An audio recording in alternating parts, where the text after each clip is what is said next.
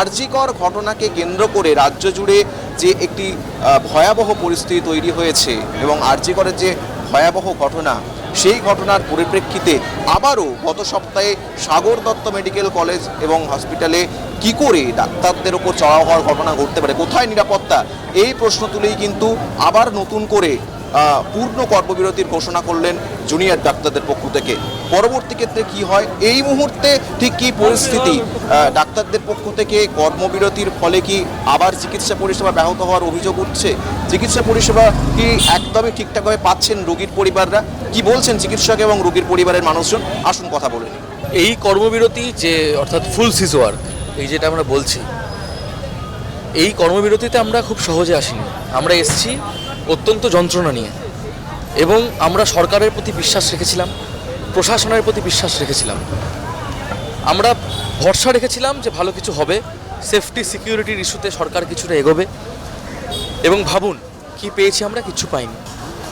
কাজেই একটি অস্বাস্থ্যকর পরিবেশে কাজ করা যায় না, তা যেমন ঠিক, এবং একই সঙ্গে এই অস্বাস্থ্যকর পরিবেশ কিন্তু একই রকমভাবে রোগীর পরিবার পরিজন, রোগীর জন্য খুব একদম ভয়ঙ্কর, রোগিনীদের জন্য তো ভয়ঙ্কর বটেই। আজকে ফিমেল মেডিসিন ওয়ার্ডে যখন সাগর দত্ত মেডিকেল কলেজে 25 জন গুন্ডা ঢুকে পড়ল, তখন এই আরজিকর করে দেবোটা কিন্তু একজন ডাক্তারের সাথেও হতে পারত, একজন রোগিনীর সাথেও হতে পারত, সবাই কিন্তু একই দিকে দাঁড়িয়ে আছে। কাজেই, এবং এছাড়াও দেখুন, গতকাল সুপ্রিম কোর্টে আমাদের বর্তমান প্রিন্সিপাল হেলথ সেক্রেটারি তিনি কত সহজেই এই দায়ভার ডাক্তারদের ওপর চাপিয়ে দিলেন, অথচ একটি হাসপাতালে আইসিইউ বেড নেই, এর দায়ভার কিন্তু জুনিয়র ডাক্তার বা সিনিয়র ডাক্তার কারোর ওপরই বর্তায় না। এই দায়ভার বর্তায় এক এবং একমাত্র অথরিটির ওপর, প্রশাসনের ওপর, সরকারের ওপর। তাহলে এই দায় যখন চাপিয়ে দিয়েছেন, এর ফলে আমরা খুবই ক্ষুব্ধ এবং খুবই হতাশ।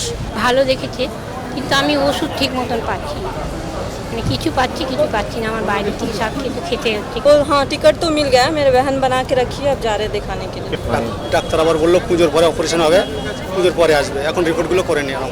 গতবার মুখ্যমন্ত্রীর সঙ্গে বৈঠকের পর জুনিয়র ডাক্তারদের যে সমস্ত দাবি ছিল, সেই সমস্ত দাবি মুখ্যমন্ত্রীর কাছে তারা রেখেছিলেন, এবং পরবর্তী ক্ষেত্রে আমরা দেখেছিলাম গত 19শে সেপ্টেম্বর মুখ্য সচিবের সঙ্গে নবান্নে বৈঠকের পর সেই সমস্ত দাবিগুলো নিয়ে পর্যালোচনা করা হয়, এবং পরবর্তীতে তাদের যে সমস্ত দাবি আছে, অর্থাৎ প্রতিটি মেডিকেল কলেজে নিরাপত্তা সংক্রান্ত, রোগীদের নিরাপত্তা সংক্রান্ত, চিকিৎসকদের নিরাপত্তা সংক্রান্ত বিভিন্ন দাবি, পাশাপাশি একাধিক পদ বদলের দাবিগুলো নিয়ে পর্যালোচনার কথা মুখ্যমন্ত্রীকে বলা হয়েছিল, সেই পর্যালোচনা কিন্তু সুস্থ সুন্দরভাবে ঠিকঠাকভাবে হয়নি, এবং যারই প্রতিফলন কিন্তু আবারও সাগর দত্ত মেডিকেল কলেজে চিকিৎসকদের প্রতি হামলা। আমাদের চোখ থাকবে ভারত টিভির পক্ষ থেকে অবশ্যই সেই দিকে, যে কোন পরিস্থিতি তৈরি হয় এবং চিকিৎসকদের সাথে আবারও কি মুখ্যমন্ত্রীর বৈঠক হয়, বা পরবর্তীতে কী সিদ্ধান্ত হয়, তাদের 10 দফা দাবি কি রাজ্য প্রশাসনের পক্ষ থেকে মেনে নেওয়া হয়, সমস্ত দিকেই চোখ থাকবে। ক্যামেরায় শুদ্ধাংশু দাসের সঙ্গে অর্ক চট্টোপাধ্যায়, ভারত টিভি।